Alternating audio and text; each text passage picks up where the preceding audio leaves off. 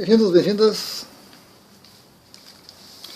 Ao longo da nossa jornada, a gente passa por muitos momentos, né? A jornada no mundo material e depois no mundo astral. E às vezes a gente tenta se definir, a gente tenta se encontrar, tenta se alinhar, né, com determinadas filosofias, determinados conhecimentos. E eu sempre tive dificuldade com isso, né? Principalmente com rótulos, não sou muito fã. Então sou isso, sou aquilo. Mas a gente vai pesquisando, vai se encontrando, vai se esquecendo também, às vezes, né? E eu passei por muitas linhas de pensamento e nenhuma delas assim me agradava muito e nenhuma delas me chamava muita atenção. Depois de um tempo parei, abandonei, soltei, né? Vamos continuar a jornada, vamos aprender o que for possível, vamos experimentar, vamos experienciar da melhor forma possível e o que vier é lucro, né? A gente tem que soltar um pouco a nossa mente dessas metas, desses objetivos, né? Não teremos metas, mas quando alcançarmos as metas, vamos superá-las, mais ou menos isso. Então, recentemente eu cheguei até esse livro aqui, até já postei ele lá no Instagram, né? Excelente livro, né? Tantra Iluminado, né? Luz sobre o Tantra, fonte de tanta incompreensão, reduzido aqui no Ocidente a massagem, reduzido aqui a sexo desenfreado, contraventivo, coisas assim, né? Mas nada disso, assim, uma filosofia, práticas, uma tradição muito bonita, muito antiga. E dentro disso, dentro dessa leitura, a obra do Christopher aqui é excelente, livro recomendadíssimo, a gente tem que ter na sua bibliografia, na sua biblioteca, e fantástico. E dentro dessa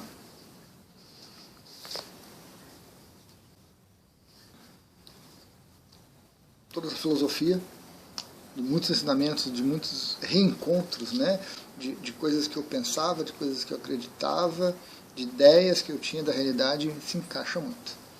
Então, consigo me definir um pouco hoje como um tântrico não dual. Vou omitir ali no meio, tem algumas palavrinhas ali que se encaixam no meio, porque são linhagens do Tantra. Linhagens a que eu não tive acesso, mestres a quem eu não tive acesso, que eu não conheci e de quem eu não recebi, né? Uma devida iniciação, uma transferência de poder, um Shaktipat, alguma coisa assim. Então, infelizmente, essa minha jornada me deixa alheio a isso, mas eu acho que me concede um pouco mais de liberdade, me concede um pouco mais de horizontes um pouco mais abertos e menos limitados, talvez. Embora o Tantra não dual seja realmente o que de melhor nós temos. O que de melhor nós temos em termos de filosofia, de modo de ver a realidade, de modo de se portar perante a realidade, né?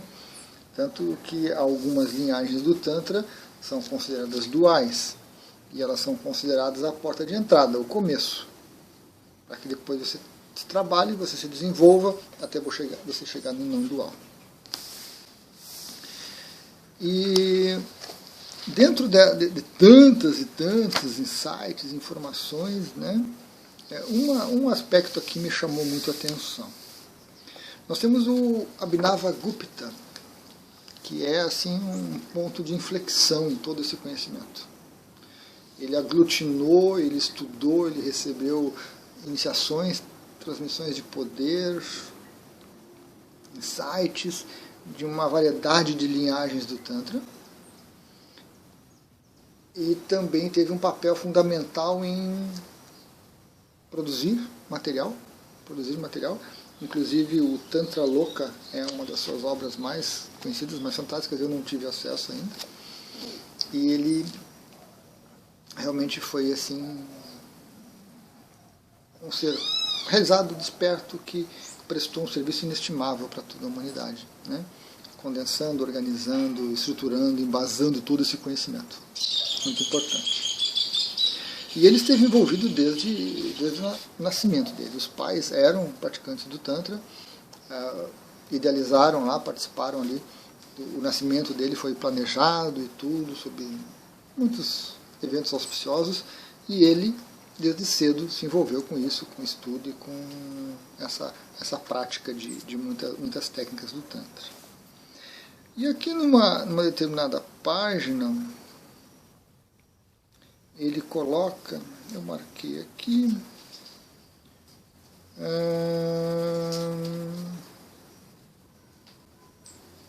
ele passou por várias linhagens, recebeu cerca de 17 gurus, cada um deles passando uma informação, passando uma linhagem, né, e experiências, mas que aí ele próprio comenta, ele fala que ainda faltava alguma coisa.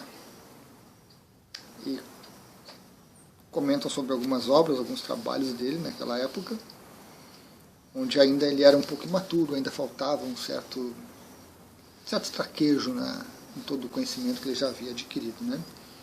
Até que ele encontra um mestre, e esse mestre ensina ele e traz para ele uma nova iniciação, e aí ele tem essa questão, né, do Shaktipati. Shaktipati, descida da graça. Não é o mesmo Shaktipati que nós temos na Diksha. Ali é uma transferência de poder, é uma energização, assim como uma aplicação de Reiki, uma aplicação de Karuna, de Shambhala, né? São transferências de energia, mas o Shaktipati aqui é especial. É uma iniciação diferente, é algo assim que, segundo a linhagem, a tradição, apenas um guru que já tenha recebido pode fazer essa transferência. Então é algo muito especial. E ele recebe do guru, né, dele, chamado Sambhunatha, na Caxemira. E esse guru também já aglutinava algumas tradições e passa tudo isso para ele, né? Então, a partir desse momento, ele realmente se entende como um ser desperto. O trabalho dele cresce bastante. E qual a utilidade disso, né? Qual a ponderação, comentário a respeito disso? Nós temos hoje mais de 500 sistemas de energia diferentes. Reiki do golfinho azul, sistema da estrela de prata, centenas, né? A maioria deles irrelevante, a maioria deles apenas ego. Nós temos alguns bons sistemas de energia. Reiki Suyon, Karuna, Shambhala, temos alguns bons. Eu acredito que não tenha ninguém que tenha todos eles. É impossível isso. Impossível porque são sistemas que nasceram e morreram com seus fundadores, com 1, 2, 3 pessoas iniciadas e tudo mais, né? Mas tem pessoas que têm muitos sistemas. Eu mesmo tenho vários. Eu já passei aí por mais de 30 iniciações diferentes, né? Com reciclagem de algumas. Reciclagens excelentes. Mas o ponto é que essas iniciações não trazem isso. Não trazem esse despertar. Não trazem essa transformação para você. Assim como não trouxe para o Brahma. E com certeza a qualidade das iniciações dele, do treinamento que ele recebeu, foram muito maiores do que as que a gente tem hoje disponível, né? Por mais que a gente tenha excelentes mestres aí nesses sistemas, fica realmente muito aquém do que ele teve acesso. Mas ele, passando por tantas iniciações, ele não teve esse despertar. E às vezes a gente encontra as pessoas falando mal disso. pessoas com uma visão equivocada disso, né? Demonstrando muito mais a sua ignorância a respeito do assunto, o seu desconhecimento a respeito do assunto do que qualquer outra coisa. Com afirmações, mas se ele recebeu do guru e não conseguiu, o que dirá o restante de nós que nem acesso a um guru desses tem, né? Mas o ponto não é esse. O ponto é que você fazendo sistemas válidos, você procurando sistemas válidos, bem organizados, bem estruturados, e mesmo aqueles ocasionais que a gente procura, eu fiz uma série de pequenos sistemas assim que não tinham grande coisa, não tinham conteúdo, não tinham muita base, eram pura ilusão. Mas todas essas atividades que a gente faz ao redor disso, essas iniciações que a gente passa, né? Essas energias que a gente recebe, os ensinamentos, o contato com esses mestres que não são gurus, né? Não se aproximam. Eu nunca vou chegar aos pés de um guru, não tem como. Então, tudo isso é válido. Tudo isso é muito válido. Porque são como pequenos tijolinhos que você vai montando, que você vai juntando, que você vai unindo e vai formando toda uma base necessária para você seguir adiante.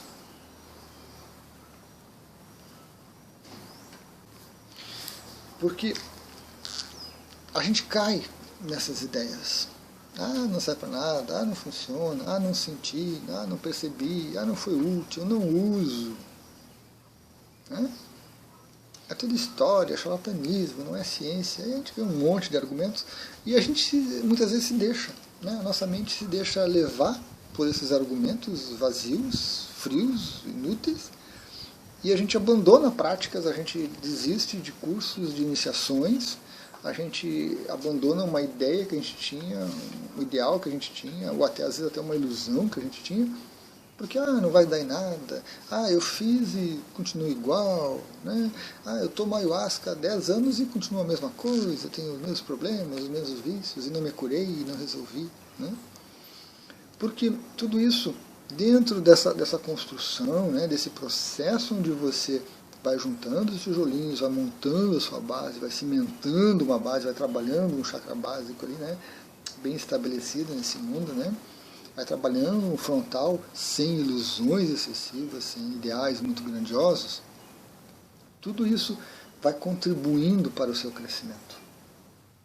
Tudo isso vai propiciando o seu despertar. Quem acompanha o canal sabe que eu digo que o despertar é um processo. Né? Todos nós despertamos um dia quando nós somos gerados. Nossa consciência se gruda ali com o feto, a partir dali nós estamos despertos. Não tem como. Todos estamos despertos. A grande questão é que a maioria passa num estado tão baixo de despertar, faz tão pouca coisa para despertar, que é o que a gente fala, está sonhando, está dormindo, está no sono, né? Não despertou e coisa e tal. Então, é esse conjunto de coisas que a gente executa, e as iniciações, os sistemas de energia, as reciclagens, a busca por novos mestres, a busca por mestres com os quais a gente tem afinidade, tudo isso vai contribuir para o nosso crescimento. A nossa mente não percebe isso, a nossa mente não vê isso, nós não temos meios, nós não temos a sensibilidade para perceber essas pequenas mudanças de vibração, esses pequenos despertares, esses pequenos aumentos, né, esses incrementos de despertar que vão contribuindo. Nossa mente é muito rápida, muito direta, né? Ela quer fazer a iniciação e quer ser dali, não adianta. Então precisamos ter uma visão equilibrada disso, uma visão sem muita ilusão, sem muita expectativa. Porque quando essas ilusões se frustram, quando essas expectativas se frustram, a gente estagna. A gente fica estagnado. Não tem como não ficar estagnado. Porque a gente para de praticar, a gente começa, né, como eu digo, a nossa mente ela não consegue controlar o reiki, ela não consegue impedir o reiki de fluir, não consegue controlar, mas ela consegue atrapalhar. Ela consegue atrapalhar. Porque ela enche tanto os nossos canais de energia, segura tanto, que a gente não vai adiante. Então, cada vez mais nesse caminho do despertar a gente precisa ser seletivo. A gente precisa ser cuidadoso com o mestre que a gente escolhe, com o texto que a gente lê, com o vídeo que a gente acessa, com as ideias. E a gente tem que ser também consciencioso. Temos que ser cuidadosos e conscienciosos com esse processo todo. E não raro fazer concessões. Eu gosto de muitos professores que eu encontro por aqui. Um tem um problema aqui, outro tem um problema ali, outro tem uma ilusão master lá, outro está perdido não sei o que, o outro diz não sei o que, não é bem verdadeiro, mas daqui a pouco acerta aqui, daqui a pouco acerta lá. Então, se a gente não fizer certas concessões, nada serve, nada funciona, nada é. Né? Então, precisamos ser cuidadosos nesse caminhar. Para não bloquear esses caminhos, para não bloquear essas passadas, para não bloquear essa jornada. Não importa se nós vamos encontrar um guru que vai nos dar aquele despertar completo, poderosíssimo, que vai modificar nossa vida e modificar nossa perspectiva e nossos olhares. Não importa isso. Isso é um ideal. Ideal que 99,9% das vezes se destrói, se esvai. Uma desilusão imensa. E você vê pessoas assim com obras às vezes fantásticas, dando depoimentos totalmente contraditórios, totalmente fora de contexto, perdidos realmente. E pessoas que tiveram uma boa formação, que se dedicaram, que estudaram, que investiram, mas que ao mesmo tempo que fizeram isso, criaram patamares tão altos, expectativas tão elevadas que não iam ser atingidas nessa vida, que saem outras. Então, não nos cumpre estabelecer essas metas. Cumpre, sim, ter acesso a esses sistemas de energia, ter acesso a essas técnicas, ter acesso a bons ensinamentos, eliminar o máximo de ilusões e nos mantermos coerentes. Decepções são ótimas. Decepções trazem muito autoaprendizado, trazem muito autoconhecimento, trazem muita oportunidade.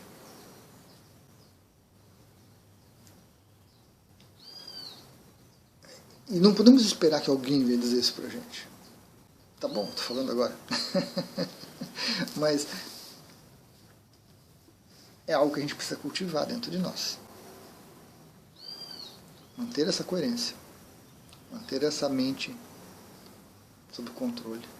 Né? De vez em quando a gente se ilude, de vez em quando a gente tem, né? Puxa, lá vou fazer aquele curso e depois vai ser aquela maravilha. Quando a gente se entusiasma, é natural. Não dá para ser sereno, tranquilo, ponderado sempre, né? Precisamos de pequenas ilusões, né? A próxima vivência com a ayahuasca eu vou ter todas as respostas. A ayahuasca não dá resposta. Mas deixa, cultiva, porque se você não cultivar um pouquinho disso, você não vai para a vivência. Não vai. E aí a gente tem essa estagnação, que é ruim para a gente, é ruim para quem está ao nosso redor, porque as pessoas observam essa estagnação na gente e, viu? Mas se ele lá seguiu tanto, fez tanto e está aí patinando, então para que eu vou fazer? Então todos nós temos uma certa responsabilidade com esse caminho. Com o Reiki Usui, com a radiestesia, com a ayahuasca.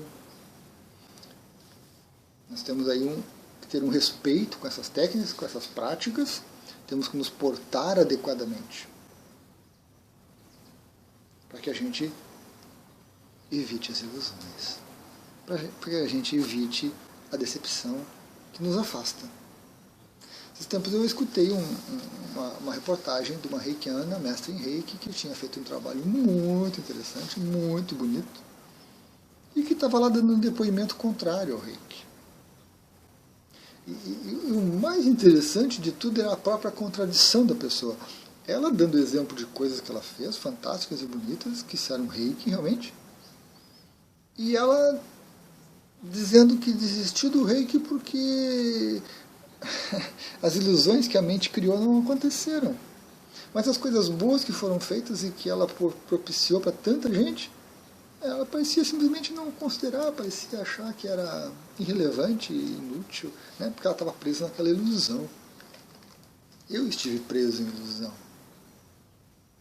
Né? Tanta coisa que eu ouvi no começo do Reiki, meu Deus, eu viajei na maionese. Meio horrores. Até que em momentos antes, até acho que eu falo isso em um vídeo, antes da iniciação eu comecei a ponderar, não, mas não pode ser assim. Tem alguma coisa de errado. E aí eu comecei a botar o pé no chão, né, e ver que haviam possibilidades, haviam perspectivas interessantes, mas que havia muita ilusão. E aí eu deixei as ilusões de lado e segui com aquilo que eu achava mais embasado. Tanto que eu trabalho com Reiki Usui até hoje, né? Uma longa jornada que eu tenho. Não há nada que eu possa falar de mal de Reiki. Nada. Ah, Luiz, mas aquelas iniciações fantásticas e poderosas de 500 pessoas ao mesmo tempo. Ah, que tal, que tal? Vamos falar disso? Vamos falar disso? Ah, aí, o que tu acha? Né? São úteis, gente. São úteis. Tem pessoas que chegam no Reiki, que chegam na energia, que chegam no sistema de energia, assim, cursos gratuitos para 500 ao mesmo tempo. Não é nem entrar no mérito de funciona ou não funciona, é bom ou não é bom, é verdadeiro ou é charlatanismo. A pessoa chega até ali e é o que ela pode lidar com aquilo. Com aquela quantidade de energia que ela pode lidar, com aquela quantidade de expectativa que ela consegue lidar. Depois, aqueles que persistem, aqueles que têm aquela vontade, aquela dedicação, vão chegar num bom mestre em Reiki. Vão chegar, vão descobrir uma iniciação verdadeira, vão receber uma iniciação preciosa, adequada. E isso é fantástico, isso é muito melhor do que não conhecer, não saber. Né? Aí você descobre lá um curso e o curso custa 3 mil reais. Puxa, 3 mil reais. Eu não teria esse dinheiro. Não tive no passado, eu não teria hoje para pagar um curso. Mas se eu tivesse, eu faria. Acho que é importante. Alguém que cobra 3 mil reais um curso deve estar oferecendo algo muito bom. Mas, porém, todavia, contudo, entretanto, muita gente tem que chegar pelo mais ou menos. É o que a gente pode lidar. Nossa mente é fantástica, né? Nossa mente está sempre a 1000 por hora, está sempre pronta, está sempre disponível, né? Então há todo um aprendizado. E esse aprendizado, às vezes, parece tão simples, tão básico, que as pessoas desconsideram, esquecem. A gente fica ouvindo falar tanto em salto quântico, né? Salto quântico é executado por um único elétron no núcleo de um átomo. Nós somos bilhões de elétrons.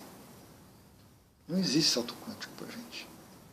Existe uma caminhada, existe crescimento. Às vezes a gente cresce muito, a gente não sabe de onde, e aí a gente pensa, foi um salto quântico que eu dei. Foi. Usar esses termos é ilusão. E a ilusão leva à decepção. Então a gente tem que valorizar essas pequenas coisas. Puxa, despertar é tão chato, Luiz, por que tu fala isso? Eu falo isso porque eu vivo isso, né? Essa desconstrução de tantas ilusões.